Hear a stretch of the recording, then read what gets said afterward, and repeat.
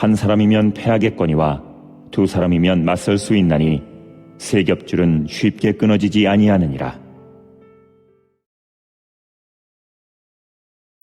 두세 사람이 모인 곳에 함께 한다고 약속하시고 지금 이 자리에 우리와 함께 하시는 예수님을 찬양합니다. 예수님의 그리스도의 은혜가 여러분의 삶 가운데 충만하실 수 있기를 바랍니다. 길을 한번 집까지 걸어보았습니다. 아름답게 물들었던 나뭇잎과 단풍잎이 다 떨어지고 무성한 잎에 숨겨져 있던 가지가 앙상하게 드러났습니다. 그 앙상한 가지 나무 사이로 보이는 그 하늘이 어쩌면 그렇게 공허해 보이던지요.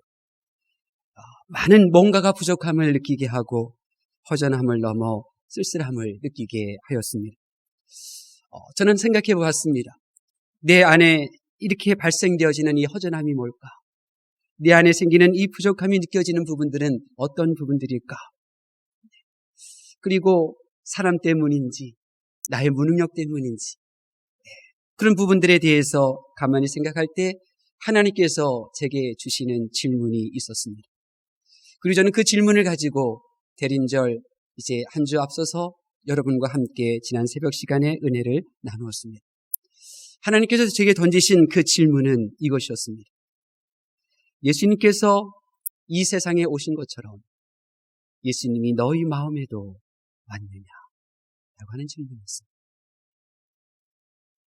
저와 여러분은 예수님께서 이 세상에 오셨다는 것을 믿고 있습니다. 그렇다면 나의 마음의 세계에는 어떻습니까?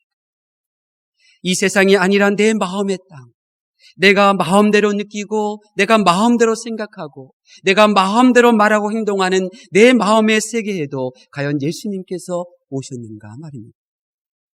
이 세상에 오신 예수님으로 인하여 우리는 실질적인 변화들을 경험했습니다.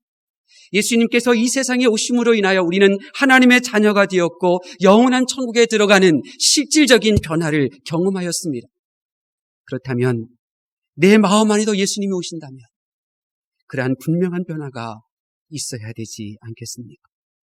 예수님이 이 세상에 오신 것처럼 그리고 내 마음에 예수님이 오신다면 분명히 내가 살아가는 이 나의 마음과는 나의 몸과는 나의 기질과는 전혀 다른 또 다른 속성이 드러나야 되지 않겠습니까?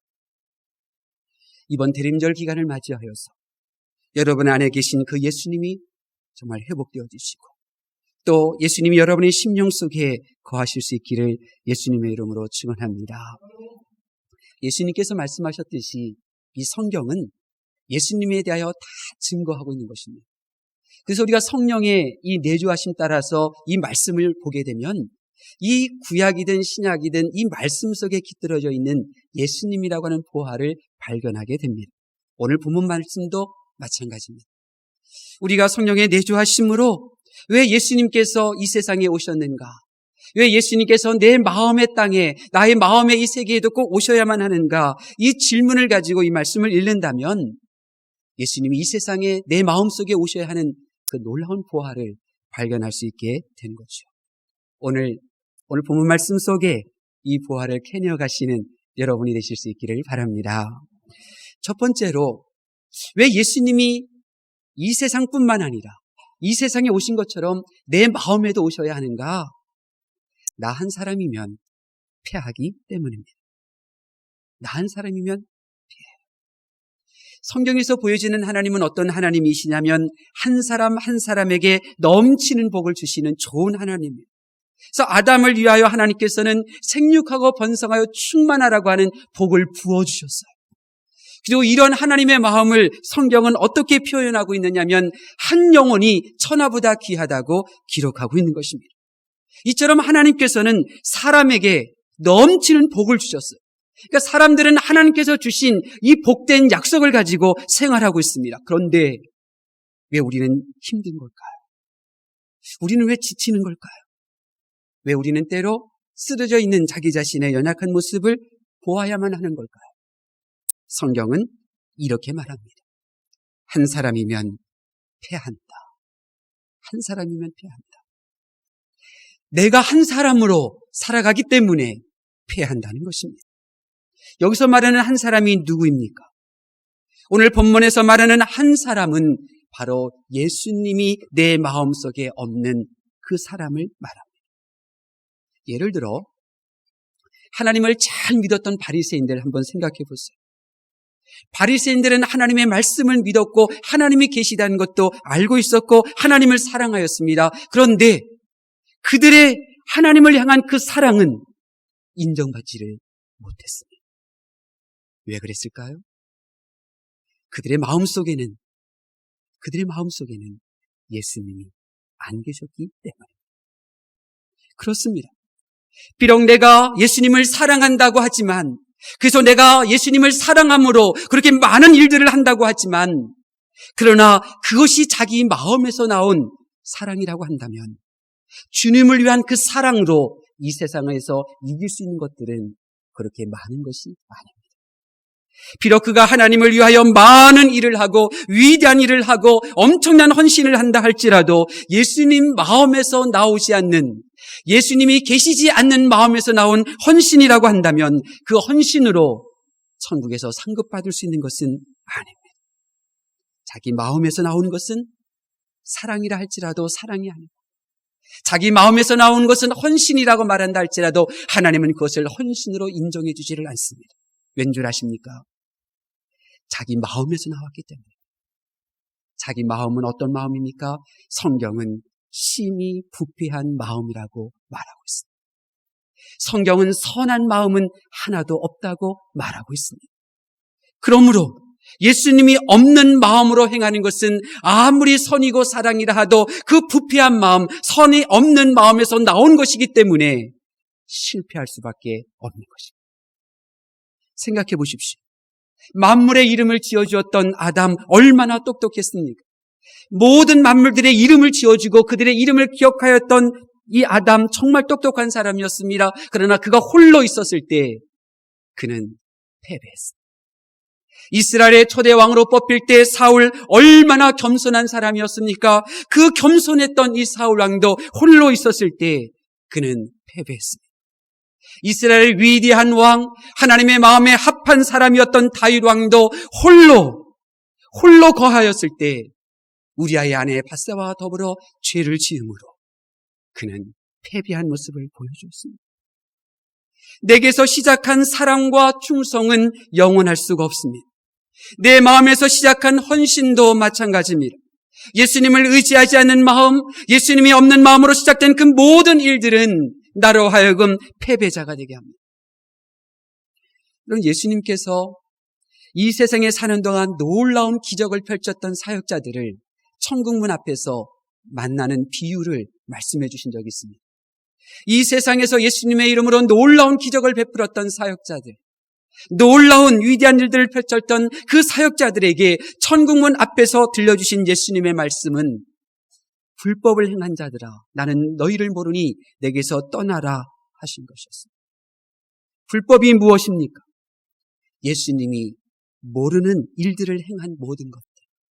한마디로 예수님이 없는 마음으로 행한 것입니다. 그러므로 내가 하나님을 향한 믿음의 행위들도 내가 예수님이 없는 마음으로 행했다면 하나님께서는 그것을 기억하시지 않는 것입니다. 예수님이 오시지 않는 마음으로 행하는 것은 내게 아무 유익이 없다는 사실을 성경은 가르쳐주고 있는 것입니다. 예수님을 의지하는 마음으로 시작한 일, 내 안에 계신 예수님께서 내 마음을 감동하셔서 시작하게 하신 그 일은 나로 하여금 승리자가 되게 하는 것입니다. 여러분, 하나님께서 예수님을 이 세상에 보내신 것은 실제적인 그런 변화들을 이루어냈는데 그것이 바로 우리가 하나님의 자녀가 되었고 그리고 천국이 나의 소유가 되었다는 실질적인 일이 이루어졌다고 말씀을 드렸습니다. 마찬가지입니다. 예수님이 내 마음에도 오시면 그러면 나의 삶 가운데서도 실질적인 또 다른 변화가 일어나게 됩니다. 그래서 예수님께서 정말로 이 세상에 오신 그 예수님께서 우리 마음에 오고 싶어 하시는 겁니다. 여러분, 예수님이 이 세상에 오시고 이제 우리들 마음속에 들어오고 싶으셨던 간절한 마음을 요한계시록에 기록되어져 있습니다. 볼지어다 내가 문 밖에 서서 두드리노니 누구든지 내 음성을 듣고 문을 열면 내가 그에게로 들어가 그로 더불어 먹고 마시리라. 여러분, 이 세상에 그토록 오기를 원하셨던 그 예수님의 마음이 하나님을 통하여 표현되었다면 이제 요한계시록은 우리들에게 우리 마음, 아니 내 마음 속에 그토록 들어오기를 원하시고 내 마음 속에서 실질적인 변화를 일으키기를 원하시는 예수님의 마음을 기록하고 있는 것입니다. 그렇습니다. 예수님께서 이 세상에 오심으로 우리는 영적으로 신분이 변화되었습니다. 그리고 예수님께서는 그러한 우리들이 여전히 이 세상에 살면서 패배자가 되지 않고 하나님의 자녀로서의 거룩한 자존감을 가지고 생활할 수 있도록 이제 우리 안에 들어오시기를 기뻐하고 계신 것입니다. 이번 대림절 기간 동안 여러분 이 세상에 오신 그 예수님을 기뻐할 뿐만 아니라 여러분 마음속에 오기를 원하시는 그 예수님을 환영하시고 영접하실 수 있기를 바랍니다. 두 번째로 우리 다시 한번 12절 말씀 봉독하겠습니다. 전도서 4장 12절 말씀 다 함께 봉독합니다. 시작. 한 사람이면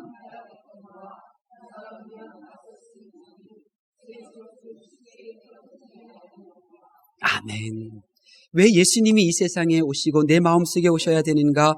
두 사람이어도 맞설 수는 있으나 패배하기 때문입니다. 여기서 두 사람은 나를 홀로 두지 않는 모든 사람들을 의미하는 겁니다. 나를 홀로 두지 않는 모든 사람들, 부모님이 되었든 자녀들이 되었든 직장 동료가 되었든 교회 성도들이 되었든 나를 홀로 두지 않는 모든 사람들이 함께 이루어지는 두 사람인데 이 두 사람 가운데서도 예수님이 오셔야 된다. 나무를 옮겨 심을 때를 보면 땅을 깊게 파고 그 다음에 이제 뿌리를 내린 다음에 다시 흙을 덮어주고 이제 물을 뿌려줍니다. 그리고는 그 자리를 떠나가지 않습니다. 다시 이 나무를 받쳐주는 지지대를 그렇게 받쳐줍니다. 지난번에 이제 몇 년 전이죠. 기름역 이제 한정거장 맞은편에 아파트를 이제 기름 뉴타운이라서 경남 아파트라든지 거기 지었었는데 지나가시다면 보실 거예요. 소나무가 얼마나 높습니까? 굉장히 크죠. 근데 그 소나무를 심고 나서 지지대를 받쳐주는 것을 보았습니다. 여러분, 거목입니다. 가지와 잎이 많습니다. 그러나 새로운 땅에 옮겨 심게 되면 홀로 그 자리에 서 있을 수가 없습니다. 그래서 지지대로 받쳐줍니다. 아무리 큰 나무라 할지라도 지지대가 있어야 서 있을 수가 있습니다. 사람도 마찬가지입니다. 어른입니다. 많은 경험을 했습니다. 많은 사랑도 받았고 교회에 충성된 일들도 많이 했습니다. 그런데 나 혼자라면, 아니 나와 그 두 사람이라면 쓰러질 수가 있습니다. 여러분, 두 사람을 통한 기쁨과 유익이 얼마나 좋은 것인지 저는 잘 알고 있습니다. 제가 지금 이 자리에 서 있는 것도 저 혼자가 잘나서 능력이 있어서, 아니 독해서 이 자리에 서 있는 것이 아니에요. 저를 바치고 지지해준 그들로 인하여 내가 두 사람이 되었기 때문에 이곳에 있습니다. 때로는 부모님, 때로는 형제들, 때로는 아름다운 발, 그리고 이 자리에 참석한 우리 예배자들, 여러분들로 인하여 기쁨을 맛보았고 은혜를 맛보았고 용기를 받았고 위로가 되었고 그랬기 때문에 쓰러질 때에 아무 일도 아닌 것처럼 이렇게 당당하게 서 있을 수 있었습니다. 여러분, 성경은 두 사람이 유익에 대한 이야기들로 가득합니다. 혼자는 약하지만 그들에게 있는 제2의 사람들로 강해진 사람들, 홀로 일어설 것 같지만 도저히 일어서지 못할 때 그들로 다가온 이들로 인하여 혼자가 아니라 두 사람이 되어서 그 슬픔을 이기고 어려움을 이기고 즐거움이 배가 되는 이야기가 성경에 가득합니다. 예수님의 제자들을 한번 보십시오. 예수님의 제자들이 누구입니까? 예수님께서 그들과 함께 하시지 않았습니까? 그들은 놀라운 기적을 경험했던 사람들이었고 실질적으로 놀라운 기적도 행했던 사람들이었습니다. 우리가 그토록 보고 싶었던 예수님과 함께 먹고 마시고 잠을 잤던 그런 사람들이었습니다. 그런데 그들이 예수님이 못 박히신 십자가 아래서 한 명도 발견할 수 없는 이유가 무엇일까요? 그토록 놀라운 은혜를 받았고 그토록 놀라운 기적을 행했던, 그토록 3년이 넘도록 예수님을 아무것도 바라지 않고 아무 유익도 없이 그렇게 따랐던 그들의 놀라운 헌신의 사람들이었는데 어떻게 예수님이 못 박히신 십자가 아래서 그들을 한 명도 발견할 수 없었던 걸까요? 성경은 말합니다. 그들이 각자 흩어졌더라. 각자 흩어졌더라. 반면에 사도 요한은 어떻습니까? 십자가 아래서 유일하게 발견할 수 있는 사도 요한은 어떻습니까? 그의 주변에는 예수님을 죽도록 사랑했던 여인들이 함께 있었어요. 그는 홀로가 아니라 그들과 함께 있었기 때문에 끝까지 예수님이 머문 그 십자가 아래 거할 수 있었던 것입니다. 여러분, 막달라 마리아를 한번 생각해 보십시오. 자랑할 것도 없는 여인이었잖아요. 손가락질 받는 여인이었잖아요. 만약 그녀에게 그녀의 연약함을 따뜻하게 포용해주는 그 사람들이 없었다면 이 막달라 마리아가 어떻게 되었을까? 쓰러져서 결코 일어서지 못했을 것입니다. 그러나 막달라 마리아가 한 사람이 아니라 두 사람이 될 수 있게끔 그들에게 다가온 여자들이 있었지 않습니까? 그들로 인하여 이 막달라 마리아는 위로를 받았죠. 그들로 인하여 격려로 힘을 얻었잖아요. 그리고 그의 연약함을 품어주고 안아준 그 여인들로 인하여 막달라 마리아는 믿음이 생겼고 무덤에 묻히신 예수님을 찾아가는 헌신된 사랑의 사람으로 끝까지 남을 수가 있었던 것입니다. 그렇습니다. 하나님께서는 나를 홀로 인생길 가지 않도록, 내 옆에서 나와 함께 걸어가며 혼자인 나를 두 사람이 되도록, 내가 혼자가 아니라 두 사람이 되도록 나에게 보내주신 분들이 있습니다. 하나님께서는 여러분이 홀로 하나의 인생이 아니라 두 사람이 되어 때로는 위로를 얻고, 때로는 그들로 인하여 기쁨을 누리고, 때로는 그들로 인하여 힘을 얻는 풍성한 삶이 되도록 보내주신 두 번째 사람들이 있습니다. 그들이 바로 여러분의 부모님이고, 여러분의 배우자이고, 여러분의 자녀이고, 직장 동료이고, 교회 성도들인 것입니다. 여러분, 아니 한 사람이 아니라 여러분이 두 사람이 되어 그 풍성한 기쁨을 누릴 수 있도록 보낸 그들이 지금 여러분 옆에 있습니까? 여러분, 그들로 인하여 위로를 받고 싶지 않습니까? 여러분의 손을 붙잡아주는 그들의 얼굴을 보고 싶지 않으십니까? 그렇다고 하면 여러분이 참여하십시오. 여러분의 구역의 모임에, 선교회의 모임에, 사역하는 모임, 소그룹 모임마다 참여해 보십시오. 그러면 홀로 있을 때 쓰러질 상황 속에서 그들로 인하여 힘을 얻고 기쁨을 얻고 다시 일어서는 여러분의 모습을 발견할 수 있게 될 것입니다. 그러나 그럼에도 불구하고 그 두 사람 가운데에도 예수님은 오셔야 될 줄로 믿습니다. 왠 줄 아십니까? 오늘 말씀을 보니까 두 사람은 맞설 수 있다고 했습니다. 그렇습니다. 두 사람이 가진 힘으로, 그 두 사람이 그렇게 발생시키는 기쁨과 그 에너지로 그들은 맞서려고 하기 때문에 그들 또한 패하는 사람이 됩니다. 그래서 주님이 그들에게도 오셔야 합니다. 여러분, 그 두 사람이 전혀 의도하지 않지만 두 사람이 되면 상대방과 맞서려고 합니다. 우는 사자와 같이 삼킬 자를 찾는 마귀에게 속한 사람들에게 맞서려고 합니다. 그래서 분란을 일으키고, 그리고 대적하고, 그리고 분노하며 패배를 자초합니다. 여러분, 그렇습니다. 왜 두 사람이 패배하는가? 맞서려고 하기 때문에 그렇습니다. 무관심으로 맞서고, 포기로 맞서고, 도망침으로 맞서고, 목소리를 높임으로 맞섭니다. 그러나 여러분, 하나님이 주신 공동체는 결코 맞서지 않습니다. 하나님이 주신 공동체는 결코 맞서려고 하지 않습니다. 오히려 그들을 불쌍히 여기고 온유함으로 대하는 것입니다. 맞서려고 하기 때문에 패배하는 것입니다. 참아주고 기다려주고 또 섬겨주면, 그러면 패하는 것이 아니라 이길 수가 있는 것입니다. 예수님이 없는 두 사람은 맞서려고 하다가 모두 손해를 끼치는 거죠. 그러므로 여러분이 홀로 있지 않고 두 사람이 되게 하는 그 소그룹 공동체 속에 예수님이 오셔야 할 이유가 바로 여기 있습니다. 그 두 사람을 통하여 오는 그 유익과 그 기쁨이 결코 하나님과 교회와 하나님의 일들을 맞서려고 하는 자가 아니라 오히려 하나님의 일을 확장시키기 위하여 온유함과 겸손함으로 긍휼함으로 섬기는 나와 너가 이루는 두 사람이 되기 방법은 오직 온유함과 겸손함으로 긍휼함으로 나를 대하셨던 예수님이 계셔야 하기 때문인 것입니다.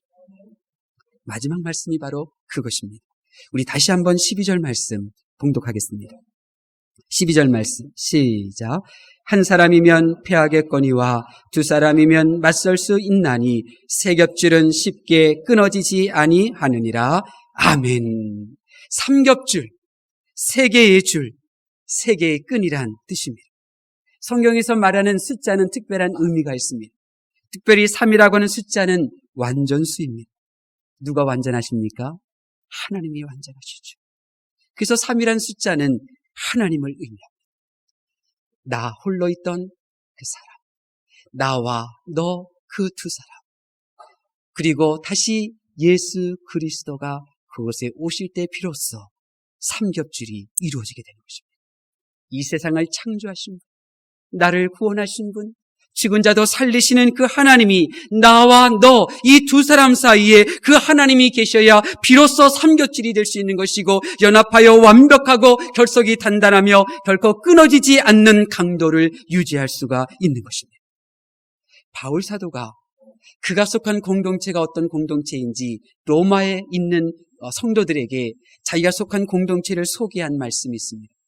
로마서 8장 38절에서 39절에 내가 확신하노니 사망이나 생명이나 천사들이나 권세자들이나 현재일이나 장래일이나 능력이나 높음이나 기쁨이나 다른 어떤 피조물이라도 우리를 우리 주 그리스도 예수 안에 있는 하나님의 사랑에서 끊을 수 없습니다. 여러분, 어떻게 바울에 속한 그 공동체가 이렇게 강한 공동체, 강력할 수가 있었을까요? 바로 앞절에서 37절에서 그는 이렇게 말합니다.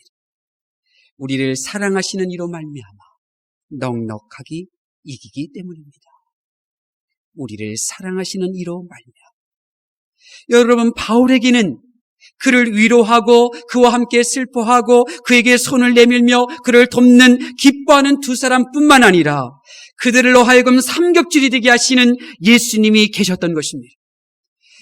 바울과 또 더불어 만든 그 두 사람 속에는 바로 이 예수님이 계셨기 때문에 환난이나 곤고나 박해나 기근이나 적신이 와도 교회를 위하여 견딜 수 있었고 위험이나 칼이 날아온다 할지라도 교회 편에 서 있을 수 있었던 것입니다. 예수님이 바울과 더불어 함께 걸어가는 두 사람 가운데 임재하셨던 삼겹줄이셨던 것입니다.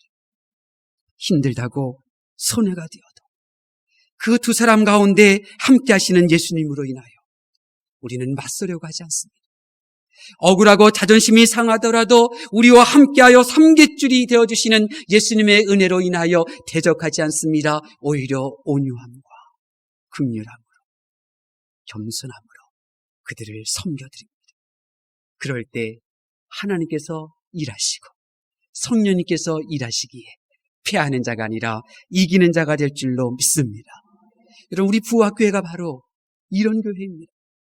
여러분, 저기 보면 현수막에 보면 말씀 중심, 예수 중심, 교회 중심이라고 써놨습니다. 여러분, 저것이 의미한 바가 무엇입니까? 우리 부학교회는 삼겹줄로 이루어진 교회라고 하는 것입니다. 말씀, 예수님, 교회로 삼겹줄을 이룹니다. 하나님, 목회, 성도로 삼겹줄을 이룹니다. 가정, 구역, 선교회로 삼겹줄을 이룹니다. 말씀, 기도, 전도로 삼겹줄을 이룹니다. 한마디로 우리 부학교회는 요한복음 15장 말씀처럼 예수님 안에 머물러야 아름다운 열매를 맺을 수가 있기에 삼겹줄이 되는 교회인 것입니다. 여러분이 이러한 하나님의 뜻으로 세워진 교회의 비전 앞에 여러분이 순종하여 그 삼겹줄이 되는 그 처소 공간으로 여러분이 들어가게 되면 여러분은 삼겹줄과 같은 인생이 되어 패배하는 자가 아니라 이기는 것이 무엇인지, 승리가 어떤 것인지 경험하며 하나님을 섬기게 될 줄로 믿습니다. 하나님의 말씀을 경청하는 성도 여러분, 이제 우리는 하나님의 이 말씀 앞에 이제 깨달음을 얻었습니다. 아, 그렇구나. 예수님 없는 내 마음은 부패한 마음이고 선한 것은 없는 마음이기 때문에 내 마음에서 나오는 어떤 선함도 선함이 아니고 내 마음에서 나오는 어떤 충성도 그것이 하나님께서 인정하시는 충성된 행위가 될 수 없기에 결국 패배하는 삶을 산다면 이제 내가 어떻게 해야 할까? 나로 하여금 두 사람이 되게 하는 그들로 인하여 내가 사랑을 느꼈고 위로를 느꼈고 즐거움과 기쁨과 용기를 얻었기는 하였지만 그들로 더불어 때로는 하나님을 맞설 수 있고 하나님의 뜻을 거스릴 수 있는 위험 요소가 있다면 이제 나와 함께 이룬 두 사람이 이제 내가 어떻게 해야 할까? 골로새서 1장 29절 말씀입니다. 이를 위하여 나도 내 속에서 능력으로 역사하시는 이의 역사를 따라 힘을 다하여 수고하노라. 여러분, 바울은 말합니다. 내 속에서 능력으로 역사하시는 분이 계시다. 그리고 나도 그분과 함께 힘써서 내가 수고하고 있다. 여러분, 골로새서 성도들이 힘을 다하여 수고한다라고 하는 이 바울이 기록한 말씀을 읽을 때 그들은 머릿속으로 한 이미지를 떠올렸습니다. 힘을 다하여 수고할 때 이 말이 그들의 머릿속에 떠올리는 그 이미지는 검투사의 모습이었습니다. 살기 위하여 상대방과 목숨을 내걸고 그렇게 죽을 힘을 다하여 싸우는 검투사. 생명을 위하여 목숨을 위하여 자유를 얻기 위하여 그렇게 칼날을 휘두르고 있는 그 검투사의 수고로움을 골로새서 성도들은 생각했습니다. 그렇습니다. 내 안에 이 세상에 오신 그 예수님께서 나를 하나님의 자녀로 삼으신 그 예수님께서 내 마음에 오심으로 내 심령의 천국을 이루기를 원하시는 그 예수님을 영접하고 싶다면 나와 이루는 두 사람으로 인하여 기쁘고 행복하지만은 때로는 두 사람이 하나님의 뜻과 맞설 수 있는 위험이 있기에 내 안에 반드시 예수님이 오시기 위하여서는 검투사처럼 생명을 위하여 자유를 위하여 그가 힘쓰고 애썼던 것처럼 여러분들이 주님을 사모하셔야 합니다. 대련절 기간 동안에 힘쓰고 애써서 주님을 사모하실 수 있기를 바랍니다. 여러분의 식구들이 여러분의 소속된 소그룹 공동체가 성도들이 저분은 정말로 수고하고 있구나. 세상에 오신 예수님이 그의 마음속에 오시기를 저렇게 수고하며 사모하고 있구나. 그것을 보여주는 대림절 기간이 되실 수 있기를 바랍니다. 바울 사도는 그의 수고를 이렇게 고백했습니다. 내가 날마다 죽노라. 바울 사도는 죽었기에 그 안에서 역사하시는 예수님을 경험할 수가 있었습니다. 우리도 마찬가지입니다. 내 안에 예수님이 오시려면, 내 안에서 역사하시는 예수님의 성품, 예수님의 능력이 드러나려면 이 육체 가운데 예수님의 온유함과 예수님의 견유함이 나의 육체 가운데 드러나려면 내가 죽어야 합니다. 날마다 내가 죽노라. 바울의 이 고백 속에 예수님은 그의 심령 속에 살아계셨고 심령 속에서 역사하셨던 것입니다. 저는 알고 있습니다. 내 안에 예수님이 오시며 내 마음의 땅에, 내 마음의 세계에 이 세상에 오셨던 그 예수님이 내 안에도 들어오신다면 하나님께서 그 모습을 보시고 놀라운 복을 허락하여 주시는데 그 하나님이 주시는 복이 무엇인 줄 아십니까? 한번 따라할까요? 하나님이 기뻐하시는 교회. 하나님이 기뻐하시는 교회가 됩니다. 이 세상에는요, 이 세상의 교회는 목회자가 눈물을 흘리는 교회가 많고요. 이 세상에는 성도들이 눈물 흘리는 교회가 많고요. 이 세상에는 눈물 흘리는 성도들이 가득한 교회가 많습니다. 그러나 내 안에 예수님이 오시고 내 안에 예수님이 오신 그 성도들로 이루어진 그 교회는 하나님이 기뻐하시는 교회가 되어 웃음이 넘치고 화목한 교회가 될 줄로 믿습니다. 그 화목함으로 이기게 됩니다. 시험을 이기고 지혜를 이기고 질병과 가난을 이기고 여러분은 이기는 삶을 살게 될 줄로 믿습니다. 이제 우리 다 함께 기도하기를 원합니다. 우리 두 손을 여러분 가슴에 포개십시오. 두 눈을 감고 고개를 숙이십시오. 그리고 이렇게 기도하겠습니다. 하나님 아버지, 따라하겠습니다. 하나님 아버지, 예수님을 환영합니다. 예수님이 이 세상에 오심으로 내가 하나님의 자녀가 되었고 이제 영원한 천국에서 생활하는 것처럼 이제 내 마음에 예수님을 모셔드립니다. 내 마음속에 오시고 떠나가지 마옵소서. 내 안에 계신 예수님이 살아서 역사하여 주시옵소서. 그래 화목을 이루는 나의 인생, 화목한 가정, 화목한 교회 되게 하옵소서. 예수님의 이름으로 기도합니다. 아멘.